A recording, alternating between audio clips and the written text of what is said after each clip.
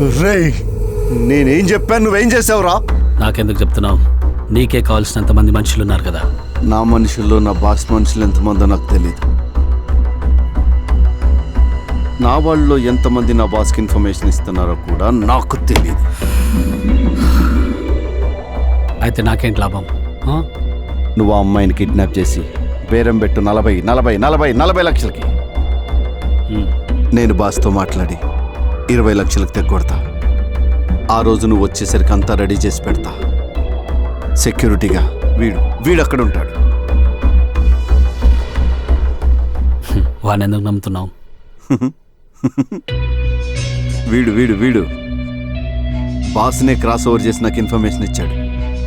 అందుకు మరి అమ్మాయి విషయం? క్వశ్చన్స్కి ఆన్సర్ కావాలా, డబ్బు కావాలా?